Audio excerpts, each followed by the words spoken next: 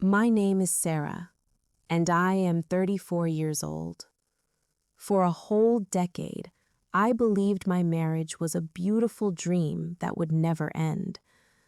But I have learned that even the brightest dreams can turn into cold shadows when the person you love becomes a stranger overnight. The warmth of my home suddenly felt like the chill of a grave. My husband, Ethan, is a man of quiet strength and endless patience. He is the kind of person who listens more than he speaks and loves more than he demands. For 9 years, he has been my anchor, my protector, and my best friend in this lonely world. His eyes always held a spark of pure, honest devotion whenever he looked at me. Ethan trusts me completely, and that is the heaviest weight I carry every single day. Behind my practiced smile, I have been guarding a secret that has stayed buried in the darkest corner of my heart for 10 long years. I never intended to be a liar, but sometimes a single moment of fear becomes your entire truth. Before the peace of Ethan, there was Julian. He was wild, exciting, and filled with grand promises that felt like magic under the moonlight. We were young, reckless, and deeply in love, but my family never accepted him. They saw a dangerous rebel, while I saw a future that, unfortunately, was destined to burn out. One rainy morning, Julian simply vanished without a word, leaving me alone in the wreckage of our broken dreams. A few weeks later, my world stopped when I found out I was pregnant. I sat on the cold bathroom floor, shaking with terror, knowing that the man I loved was a ghost and I was alone in the storm. That was when Ethan entered my life, appearing like a calm sunrise after the most violent storm I had ever faced. He didn't know about the life growing inside me, and I was too terrified to tell him. He offered me safety and a love so pure that I decided to hide my past forever just to protect our fragile future. When our son, Noah, was born, Ethan held him in his arms as if he were holding a miracle sent from heaven.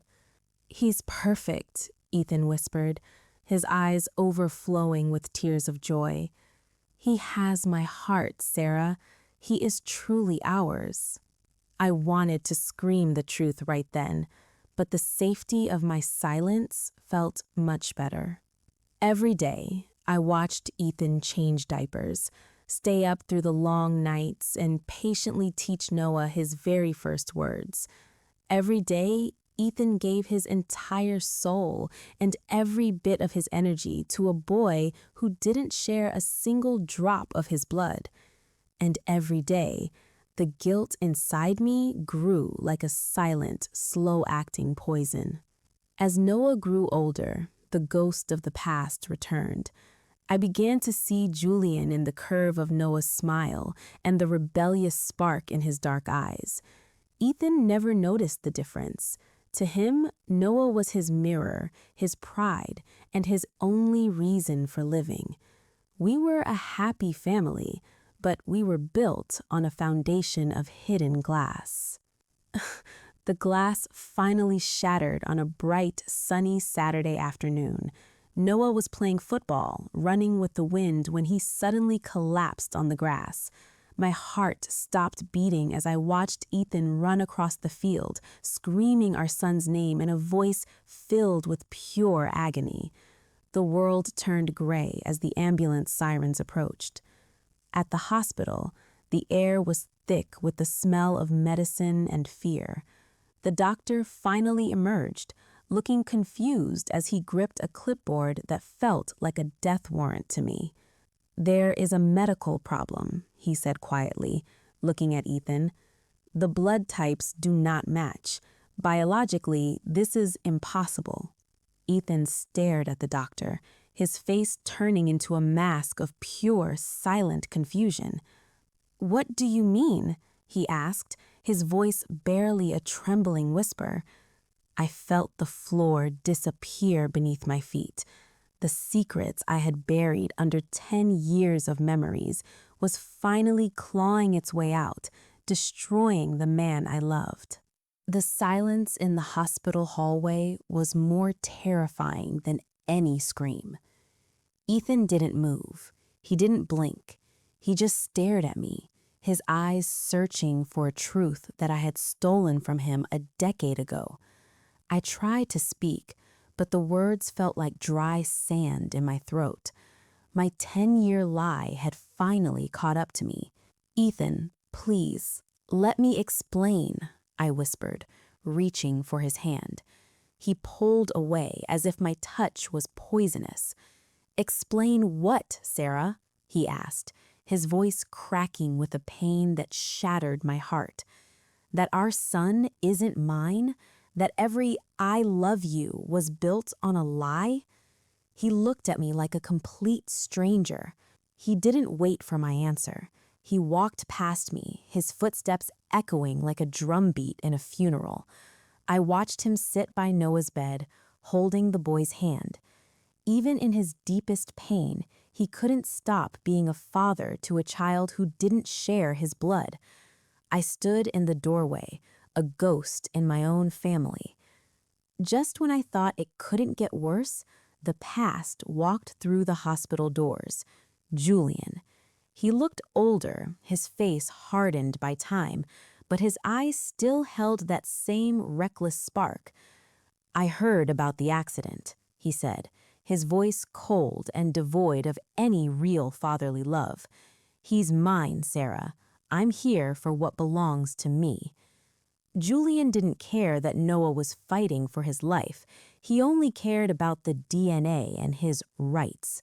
He brought a lawyer and a pile of legal papers, turning our family tragedy into a cold, heartless business transaction. He wanted to claim a son whose favorite color he didn't even know. The days that followed were a blur of courtrooms and cold stares. Julian's lawyer kept repeating the word biology, as if it were the only thing that mattered. I looked at Ethan, who sat across the room, pale and exhausted. He wasn't talking about biology. He was remembering the nights he stayed up when Noah had a fever. "Blood only makes you a relative." Ethan's voice finally broke the silence of the courtroom.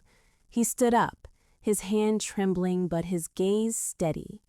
But being there for the first steps, the first words, and the first heartbreaks, that is what makes you a father. I have earned every second of his love. Have you? The tension in the room was suffocating. Julian looked at the legal documents, then at the man who actually done the hard work of parenting. For the first time, Julian looked ashamed.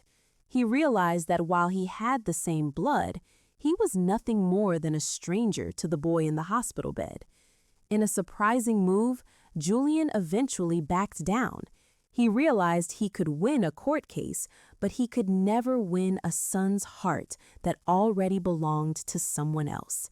He signed the papers, giving up his rights, and walked out of our lives forever, leaving only the shadow of the man he could have been. Ethan decided to legally adopt Noah, putting his name on a piece of paper that finally matched what was written in his heart. When Noah finally came home, he hugged Ethan tightly. "I missed you, Dad," he whispered. Ethan held him back, tears streaming down his face. "I'm never going anywhere, son." But between Ethan and me, the damage was done.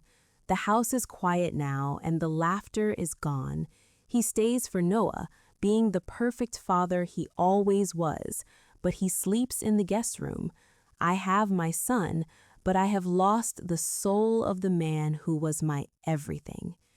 I learned that a lie can protect you for a moment, but it will eventually destroy the very thing you were trying to save. Blood might link us to the past, but it is love, sacrifice, and the choice to stay that build a family. We are still a family, but we are learning to breathe in the wreckage of a truth that came 10 years too late. Thank you for joining me on Sarah's journey from a life of secrets to the painful truth. If this story touched your soul and reminded you that love is a choice, not just blood, please like, share, and subscribe to our channel. Your support allows us to bring more tales of love, sacrifice, and courage to life. Remember, the truth may hurt, but it is the only way to heal. Until next time, keep choosing love. Goodbye.